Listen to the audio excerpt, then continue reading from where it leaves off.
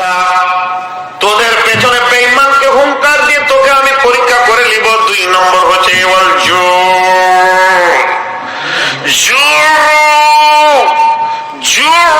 মানে হচ্ছে অভাব।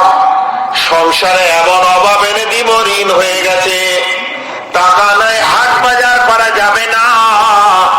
ছোট ছেলে অ্যাক্সিডেন্ট করে হাত ভেঙে দিয়েছে, ইন্নালিল্লাহ। বিবি বলছে মাথায় লাগছে, পেটে অ্যাপেন্ডিসাইটিসের ব্যথা, অপারেশন করতে হবে।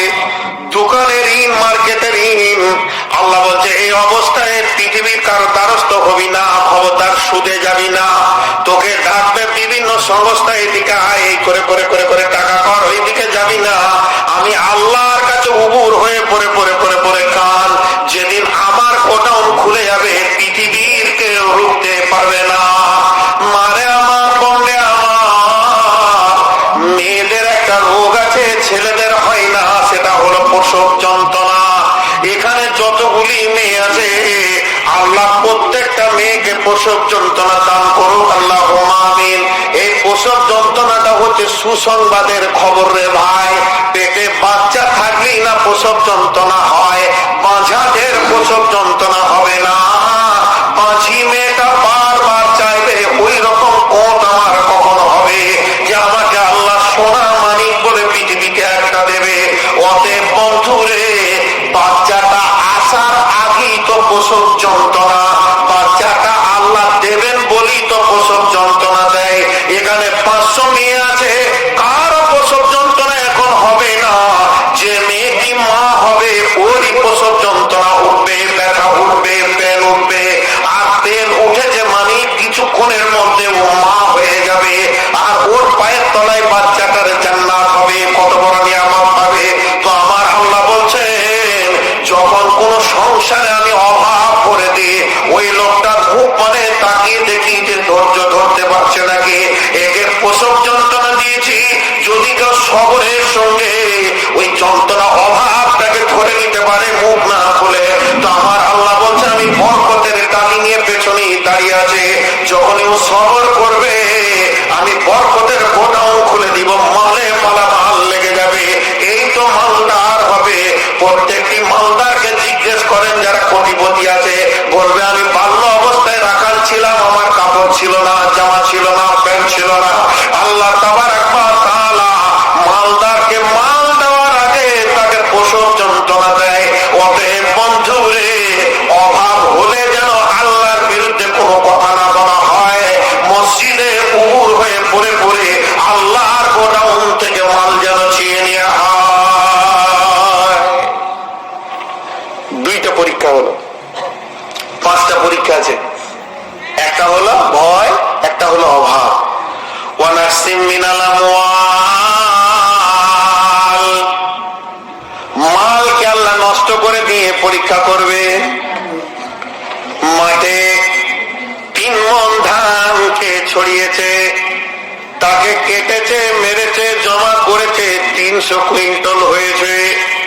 সুন্দর করে ধান বাঁধা আছে, বন্যাতে ভাসিয়ে নিয়ে চলে গেল, নষ্ট হয়ে গেল, হাহুতাশ করে কাঁদছে।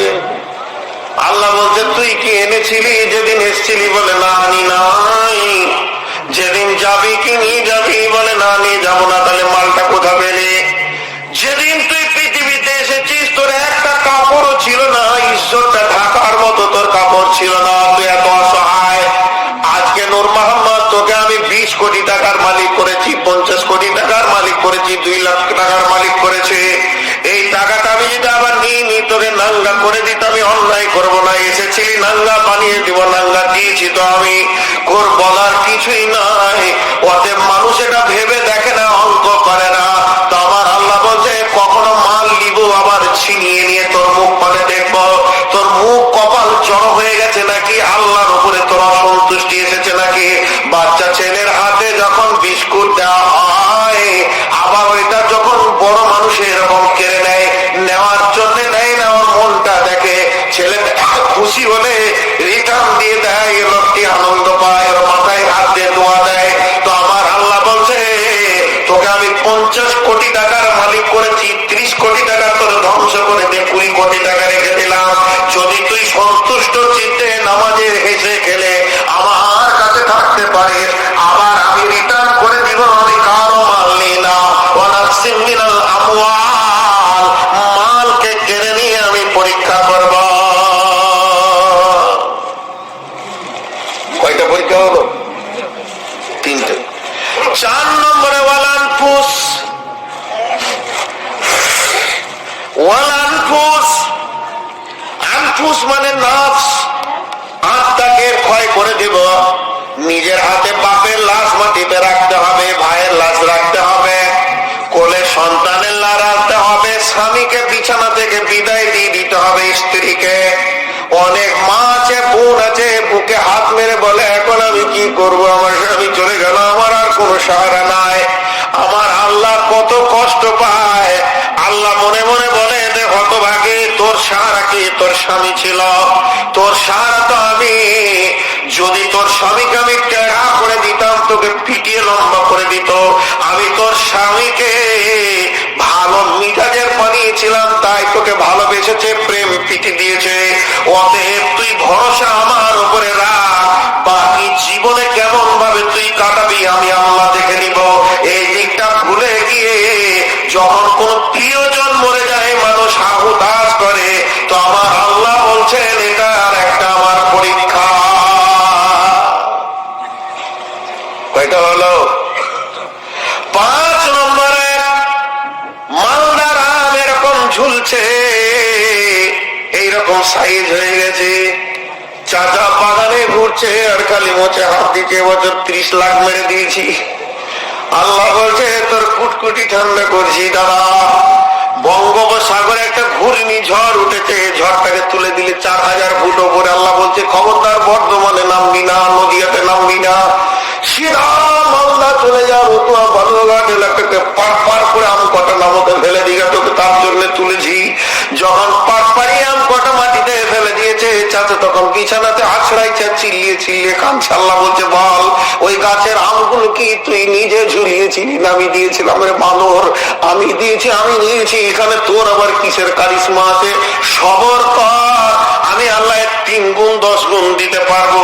এর জন্য আমার আল্লাহ বলছেন তোদের ফলগুলোকে নষ্ট করো, আমি পরীক্ষা করব।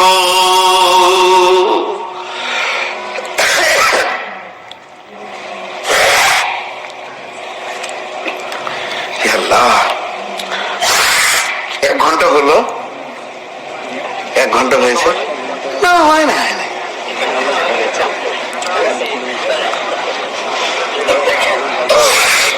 না, ধৈর্য ধরেন, ধৈর্য ধরেন, একটু সবর করেন। এবার ঘটনাটা কি হলো গুছিয়ে বলি আপনাদের। এটা বালুয়াঘাট মাদ্রাসা, এটা ফরম, কথার কথা বলছি, মনে করলেন এটা ফরম। আমার দিকে কথা বলেন, অন্য কথা বলেন না। যে ফরমে একটা ছেলে ভর্তি হতে এসেছে, ফরমের উত্তর দিকে উল্টা দিকে 5টা আইন করেছে। কটা আইন বললাম? মাদ্রাসার সিলেবাস এর বাইরে বই পড়া যাবে না, মানবো কি না? হ্যাঁ না। মাদ্রাসার আইন মেনে চলতে হবে, হ্যাঁ না। মাদ্রাসার খাওয়ার উপরে কোনো কথা বলা যাবে না, হ্যাঁ না। মাদ্রাসার বাইরে যাওয়া যাবে না, হ্যাঁ না। কমিটির সিদ্ধান্ত মেনে নিতে হবে, হ্যাঁ না। এবার যে ছেলেটা থাকবে হ্যাঁ হ্যাঁ হ্যাঁ হ্যাঁ হ্যাঁ হ্যাঁ, 5টাতেই হ্যাঁ। এদের এদের এদের আইনগুলো করকম হলো,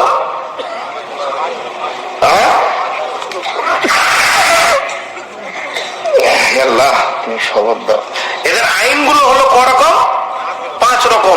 আর ওর উত্তরটা হলো করকম, 1 রকম। দেখেন, এটাই আমি বুঝাইতে চাইছি। 5 রকম আইন আর উত্তর 1 রকম। তো আল্লাহর পরীক্ষা গুলো করকম হলো, যারা বলেন করকম, 5 রকম। বান্দা উত্তর দিবে 1 রকম। সবর করে নিলাম, আমার বাপ গেল সবর করব, মাল চলে গেল সবর করব, আমার আত্মীয় স্বজন মরলে সবর করব, ফল চলে গেল সবর করে নিলাম। আমি সবর করলাম, সবর করলাম, সবর করলাম, সবর করলাম। কেউ যদি হুমকি দেখায় তো সবর করে নিব, আমার ঘরে যত অবাক যাক সবর করে নিব। যখনই এই 5টা উত্তরে শুধু সবর দেখানো যাবে, এই পরীক্ষার কোশ্চেনের কোনে লেখা আছে, এটা 100 মার্কের পরীক্ষা লেখা থাকে নম্বরে। তো আমার আল্লাহ আয়াতের কোণে লিখে দিয়েছেন এই আয়াতটা যারা ধৈর্য ধরে পরীক্ষায় পাস করবে তারা কি পাবে। আমার আল্লাহ বলছেন অবাশিরিস সাবিরিন, তোদের আমি 5খানা পরীক্ষা নিব রে, কিন্তু তারাই পরীক্ষায় পাস করে যাবে যারা এই 5 জায়গাতে ধৈর্য ধরে আল্লাহকে দেখাতে পারবে। অবাশিরিস সাবিরিন,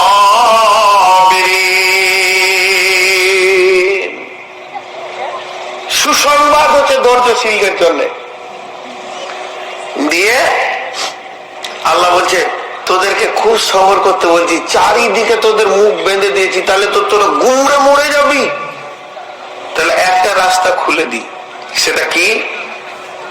আল্লাযীনা ইযা আসাবাতুহুম মুসিবা, আল্লাযীনা ইযা আসাবাতুহুম মুসিবা, আল্লাযীনা ইযা আসাবাতুহুম মুসিবা।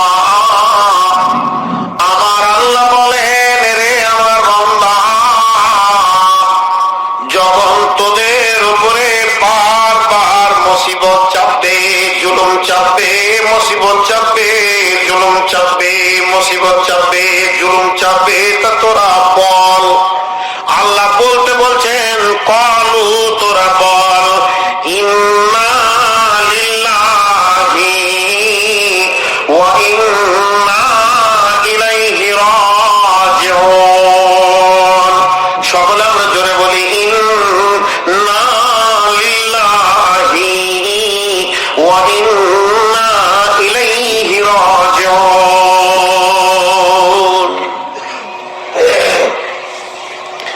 আমার পরার জামানার এক সাথী, ওর 2টা গরু মরে গেছে, একটা গাই মরে গেছে, 2টা ছাগল মরে গেছে।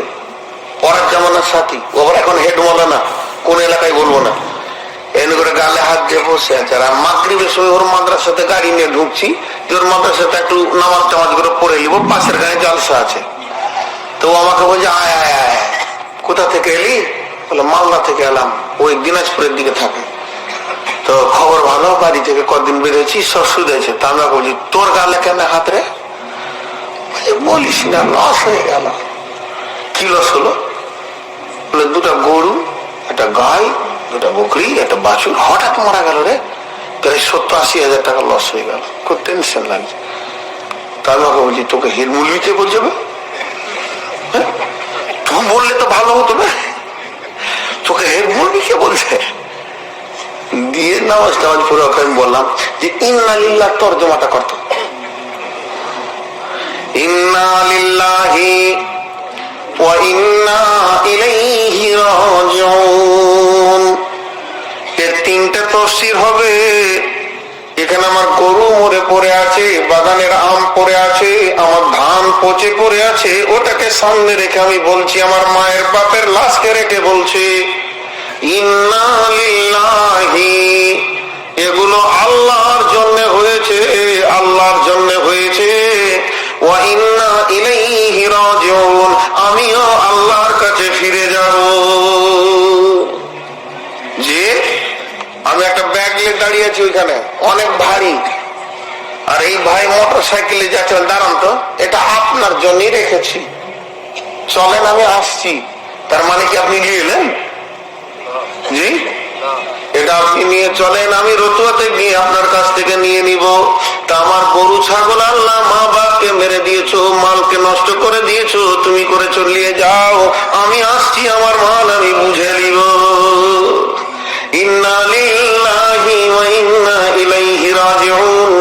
এটা দ্বিতীয় তর্জমা হচ্ছে এইগুলো আমাকে আল্লাহ নষ্ট করেছে। এই নষ্ট খালেকের বেটা করেনি, আব্দুল মালিকের বেটা করেনি, মিজানুর করেনি, হবিবুর আমার ঘরে আগুন লাগাইনি, লাগিয়েছে যে সে আল্লাহ, আল্লাহর জন্য হয়েছে। তা আল্লাহকে বলছি আল্লাহ আমি সবর করে নিলাম, তবে আমি আসছি, তুমি হিসাব করে রেখে দিও। আল্লাহ বলছে চলে আয়, তোর সব আমি মিটিয়ে দিব। অতএব ওরে গরু, তোর গরু মরেছে, তোর দুঃখ কি আছে? 80,000 টাকা আল্লাহর কাছে জমা আছে, সবর করে নে, যেদিন যাবি সেদিন পেয়ে যাবি। আল্লাহ মুমিনের মাল কোনদিন নষ্ট করে না। মাল যখন চলে যায়, মুমিন সবর করে নিলে ওই মালটা আল্লাহ কিয়ামতের মাঠে আর কি আছে? আচ্ছা, এখন দোয়া করব। কিসের দোয়া? পরশু দিন এক জায়গায় বলছি দোয়া করব, বলে কি দোয়া করবেন? আল্লাহ আমাদেরকে মেরে দেওয়ার ঘর যাবো না। বলছি মাথা খারাপ, কোন ভাই জানে দোয়া শুরু করেছেন কি আপনি এত রাতে? এই কেবল বিয়ে করে বউ রেখে এসছি ঘরে, মরে দাও। তো এখন দোয়া করব যে আল্লাহ আমাদের ঘরে সব গজব দাও। বলে না, দোয়া করিয়েন না, ওটা খারাপ। গজব সহ্য করা যায়? আপনি গজব চাবেন এখনই, আমরা জানি না বলি চাই না। আচ্ছা, একটা উদাহরণ দিই। ধরেন এটা জমিনের মাটি, আল্লাহ আছে আরো সে, একটা 100টা সিঁড়ি আছে, আমি জানি না, আমি উদাহরণ দিচ্ছি, হাদিস কোরআনে নাই, বোঝানোর জন্য বলছি। 100টা সিঁড়ি আছে, তো 100টা সিঁড়ি যখন আপনি পার হয়ে যাবেন তো আল্লাহর কাছে পৌঁছে যাবেন, আর আল্লাহ বলবে বান্দা এলি রে, তাহলে জি এবার খেতে দেন, থাকতে দেন, খালি এত মহব্বত হয়ে যাবে আল্লাহর সঙ্গে। তো বছরে একটা করে যদি আপনার ঘরে গজব হয় আর আপনি যদি ধৈর্য ধরেন, এক সিঁড়ি আগে বাড়বেন, তাহলে আল্লাহর কাছে যেতে ক বছর লাগবে? 100 সিঁড়ি থাকলে ক বছর লাগবে? আর বছরে যদি 2টা গজব হয়, আর বছরে যদি 10টা হয়, আর যদি বছরে 20টা করে হয়, তাহলে বেশি গজব হোক, তাড়াতাড়ি আল্লাহর মুলাকাত। জি, ওইটাই কোরআনে বলছেন। রব্বুল আলামিনের যত নবী ছিলেন, আদম থেকে নিয়ে আখিরি নবী পর্যন্ত, কোন নবী মসজিদের ভিতরে জায়গা পায়নি। পেয়েছে কি বলেন? আমি যদি বলি ওই বালুয়াঘাটের লোক, এখানে এই জায়গাটা কিনে দিব, যত লাখ টাকা লাগে, যত কোটি লাগে, আপনাদের মন মতো একদম মসজিদ বানিয়ে দিব, 2 তলা 3 তলা মার্বেল পাথর দিয়ে, আপনাদের কোনো চিন্তা নাই। তবে ইমাম যেখানে খুতবা দিবে ওই মিম্বারের সামনে, ওইখানে জায়গাটা শুধু পানের ঢপ রাখার মতো আমার একটা জায়গা থাকবে। কেউ মেনে নিবে কি জোরে বলেন? সমস্ত জায়গাটা লিল্লাহি ওয়াকফ করে দিব, কিন্তু ওই জায়গাটা আমার ব্যক্তিগত থাকবে। কেউ মানবে কি জোরে বলেন? কেউ মানবে না। মসজিদের ভিতরে তোমার ব্যক্তিগত জায়গা থাকলে নামাজ পড়বো না, তোমাকে জায়গা লাগবে না, ফাঁকা জায়গায় নামাজ পড়বো। দেখেন বন্ধুরা আমার, সব থেকে যে নবীকে বেশি পরীক্ষা করা হয়েছে, আল্লাহর পরীক্ষাতে যে নবীকে ঘন ঘন বসতে হয়েছে, ওই নবীটার নাম হযরত ইব্রাহিম আলাইহিস সালাম। ওনাকে একবার নয়, দুবার নয়, 130 বার পরীক্ষা দিতে, 13 বার পরীক্ষা দিতে হয়েছে। তার মধ্যে 100 বারে 10 বার 13 বার খুব কঠিন, আর 13 বারের থেকে 3 বার আরো কঠিন। নিজের ছেলেকে জবাই করতে হয়েছে, নিজেকে আগুনের ভিতরে যেতে হয়েছে, স্ত্রী পুত্রকে মক্কায় ছেড়ে দিতে হয়েছে। প্রত্যেকটি পরীক্ষাতে স্কলারশিপ নাম্বার পেয়েছে, প্রত্যেকটি পরীক্ষায় ভালো রেজাল্ট পেয়েছে। এর জন্য আমার আল্লাহ সারা পৃথিবীর সব থেকে পবিত্র জায়গা হলো কাবা, আর কাবার চৌহদ্দিতে 1 থেকে 1.5 কোটি মুসল্লার ব্যবস্থা আছে, মানুষ নামাজ পড়তে পারবে, এতটা জায়গা ব্যবস্থা করা আছে। তার ভিতরে যেটা কাবার মেন দরজা, কাবার গায়ে, ওই জায়গাটা আল্লাহ ইব্রাহিম, আল্লাহর কত দিলকে কাছে করে নিয়েছেন, আল্লাহ ওই জায়গাটার রেকর্ড পর্চা দলিলে ইব্রাহিমের নামে করে দিয়েছেন। ওই জায়গাটার নাম রাখা হয়েছে মাকামে ইব্রাহিম। কত ধৈর্য ধরেছে আল্লাহর ঘরের পাশে নিজের জায়গা। জি, কত ধৈর্য ধরেছে যে এত বড় প্রাইজ পেয়েছেন। সবরে অনেক কিছু পাওয়া যায়, সবরে অনেক কিছু পাওয়া যায়, ধৈর্য ধরতে হবে। আল্লাহ বলছে, একটা ছেলে যদি ইঞ্জিনিয়ার পাস করে, ইঞ্জিনিয়ারিং কলেজে পড়ে, তাকে লোক বলবে ইঞ্জিনিয়ার। মেডিকেল কলেজে পড়লে বলবে ডাক্তার। যদি কেউ পিএইচডি করে তো বলবে প্রফেসর। মদিনাতে পাস করে এলে বলবে মাদানি, মক্কায় পাস করলে বলবে মাক্কি, রিয়াদে পাস করলে বলবে রিয়াদি। কত ইজ্জত! তাহলে আমরা যে এত সবর ধৈর্য করে ধৈর্যর পরীক্ষা দিয়ে পাস করলাম, তা আমরা কি হব? আল্লাহ বলছেন, উলাইকা আলাইহিম সালাওয়াতুম মির রাব্বিহিম ওয়া রাহমাহ ওয়া উলাইকা হুমুল মুহতাদুন।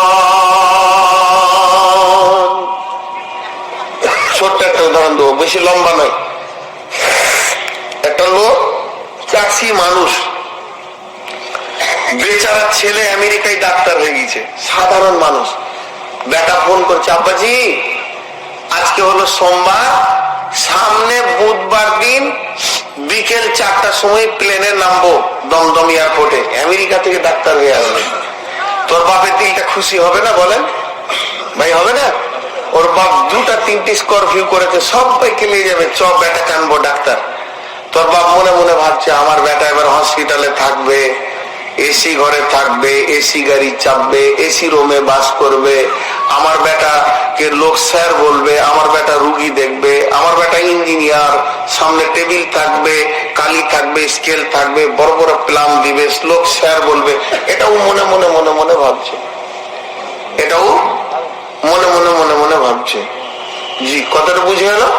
এরা মনে মনে ভাবছে, কল্পনা করছে। তাহলে যারা ধৈর্য ধরবে, একটা ডাক্তার এসি ঘরে থাকবে, একটা মাস্টার এসি ঘরে থাকবে, প্রফেসর এসি গাড়ি চাপবে, ইঞ্জিনিয়ার এসি ঘরে থাকবে, আর আমরা আল্লাহর পরীক্ষায় পাস করেছি, আমরা কোথায় থাকবো? আল্লাহ বলছে, শোন, তোরা কোথায় থাকবি এবং তোদের ডিগ্রি কি হবে শুনে নে। উলাইকা আলাইহিম সালাওয়াতুম মির রাব্বিহিম ওয়া রাহমা ওয়া উলাইকা হুমুল মুহতাদুন। ওরে আমার বান্দা, যারা সবর করনেওয়ালা তারা আল্লাহর শান্তি এবং রহমতের গণ্ডির ভিতরে থাকবে, শান্তি আর রহমতের ভিতরে থাকবে। কথা বলতে বলতে বলতে বলতে বলতে বলতে হাত গুটিয়ে আমি এরকম করে একটা কিল ধরে এনার গালে পটাশ করে মেরে দিয়েছি, আর একটা দাঁত ভেঙে পড়ে গেল, আর গালগাল করে রক্ত বেরোচ্ছে, এমনি করে বসে গেল, কোঁদ দিয়ে করে বসে গেল। আর আমি হাত ঘুরিয়ে, মারবো না, হ্যাঁ কি ভেবেছে ও আমাকে, মারবো না মানে কি ভেবেছে, খালি আমি চিল্লাইছি। এখন ইনার 5টা ভাই লাঠি এসছে, বলছি কি হলো রে? বলছে ছাড়, ওকে সাইজ করবো বল না তো, ছাড়, মাফ করে দিয়েছি, সবর করে নিয়েছি, যা ছেড়ে, মেহমান মানুষ, ছাড়, ও যেটা করেছে আল্লাহ দিবে, আমার ঠিক হয়ে যাবে, ছাড়। আচ্ছা বলেন, ধৈর্য কার বেশি? যে মেরেছে এর শক্তি বেশি, যে সবর করছে ওর শক্তি বেশি? শক্তি কোনটাতে বেশি লাগে? সবর করতে। এই দুইজনে আবার পৃথক হয়ে গেলাম, উনি গেলেন বাড়ি, আমিও গেলাম বাড়ি। আমার ভিতরে যদি বিবেক থাকে, ইলমে থাকে, কোরআন থাকে, হাদিস থাকে, জ্ঞান থাকে, চেতনা থাকে, উদ্দীপনা থাকে, মানুষের মতো রক্ত থাকে, তাহলে আমি সারা রাত বেচৈন হয়ে যাব, শান্তি পাবো না, যেটা আমার ভুল হয়েছে, ঠিক হয়নি। আর ওই লোকটি বাড়িতে গিয়ে নিশ্চিন্তে একটা ব্যথার ট্যাবলেট খেয়ে ঘুমিয়ে যাবে, আর শান্তির মধ্যে থাকবে যে আমি একটা মানুষকে উদার চিত্তে মাফ করতে পেরেছি, দয়া করতে পেরেছি, বিদেশি মেহমানকে আমি ভালোবাসতে পেরেছি, এর জন্য হৃদয়ে একটা শান্তি পাবে। এর জন্য আমার আল্লাহ বলছেন, পৃথিবীর বুকে যারা ধৈর্য ধরে নেয়, এদের হৃদয়ের শান্তিটা আমি আল্লাহ হাওয়ার মতো বইয়ে দিই, আর যারা ধৈর্য ধরে না, লড়ে লড়ে বেড়ায়, এদের দিলের ভিতরে আমি অশান্তি ভরে রেখে দিই। অতএব দেখবেন যারা শক্তির বলে পৃথিবী দুনিয়া করে, এরা কোনদিন শান্তিতে থাকতে পারে না।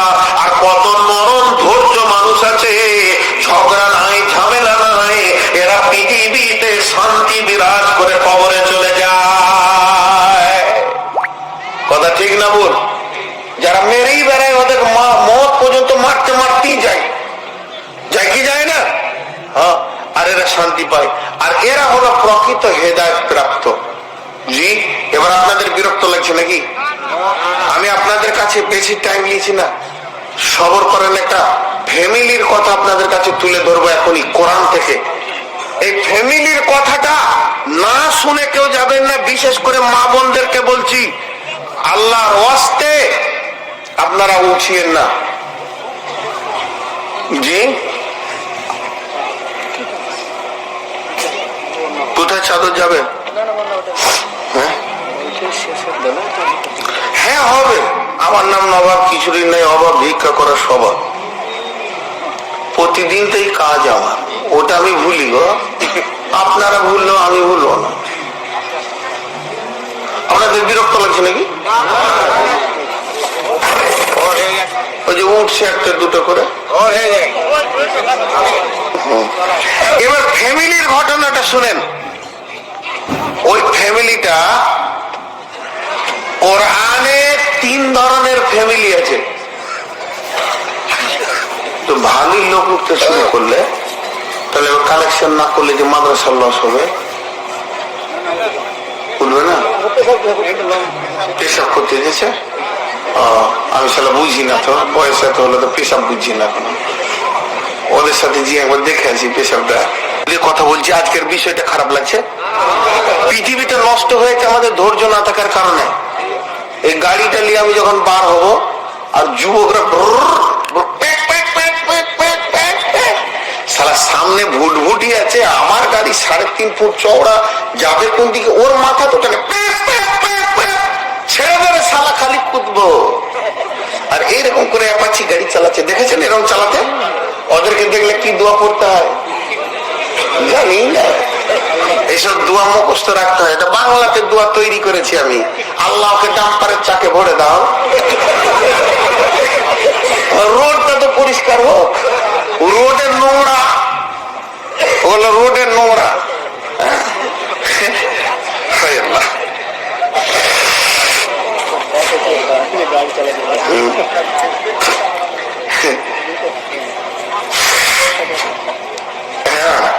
এখন ফ্যামিলি 2-3 ধরনের আছে।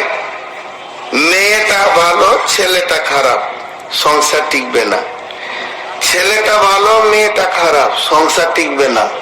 দুজনাই খারাপ, ওটা একরাতও টিকবে না। আর দুজনা ভালো, স্বামী স্ত্রী দুজনা যদি ভালো হয়, ওদের ইতিহাস কিয়ামত পর্যন্ত থাকবে, থাকবে না? এবার উদাহরণ পেলেন, আল্লাহ কোরআনে নিজেই বলছেন, মা বোনেরা কান করে শোনেন। বিসমিল্লাহির রহমানির রহিম।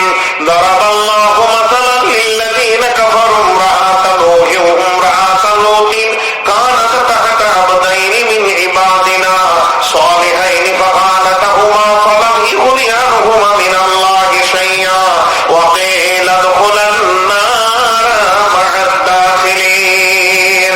বন্ধুরা আমার, আল্লাহ রাব্বুল আলামিন বলছেন ছেলেগুলি ভালো আর মেয়েগুলি খারাপ। একটা হলো নূহ আলাইহিস সালাম আর লূত আলাইহিস সালাম। এই দুজন নবী ছিলেন, এদের বিবিরা খারাপ ছিল। ওদেরকে বলছেন হতভাগী, তোদেরকে এমন স্বামী দিলাম, নবীর মতো স্বামীর বিছানায় শুতে দিলাম, নবীর বালিশে মাথা রাখতে পেলি, তারপরেও তুই তাদের কদর বুঝলি না। এরা চিরতরে জাহান্নাম চলে যাবে, এদের সংসার টিকলো না। আবার মেয়েটা ভালো, ছেলেটা খারাপ। ওয়াজারাবাল্লাহু মাসালান লিল্লাযীনা আমানু ইমরাআতা ফিরআউনা ইয ক্বালাত রাব্বি ইবনি লি ইন্নাকা বাইতান ফিল জান্নাতি ওয়া নাজ্জিনি মিন ফিরআউনা ওয়া আমালিহি ওয়া নাজ্জিনি মিনাল কওমিল যালিমিন। ওটা হচ্ছে ফিরআউন। পৃথিবীর সব থেকে জঘন্য লোক হচ্ছে ফিরআউন, তার বিবি আসিয়া। একজন আল্লাহওয়ালি মেয়ে, নেককার মেয়ে, কিন্তু ফিরআউন তার ইজ্জত দিতে পারলো না, এর জন্য টিকলো না। আর যারা দুজনই খারাপ, এদের ইতিহাস কোরআন আনলো না, কোরআনকে নোংরা করলেন না আল্লাহ। কোরআনে এরকম জঘন্য ইতিহাস আল্লাহ আনলেন না, কিন্তু দুজনই ভালো। সেটা হচ্ছে হযরতে হাজেরা আর হযরতে ইব্রাহিম। হাজেরা যেমন ভালো, ইব্রাহিমও জি, আর দুজনই ভালো। কেমন ভালো? এখন একটা কথা জিজ্ঞেস করব। মনে করলেন একটা বিরাট ব্রিজ হবে, তিন মানে কিলোমিটার জুড়ে ব্রিজ হবে এই নদীতে, কিংবা আপনাদের এই বালুপুর মোড়ে বিরাট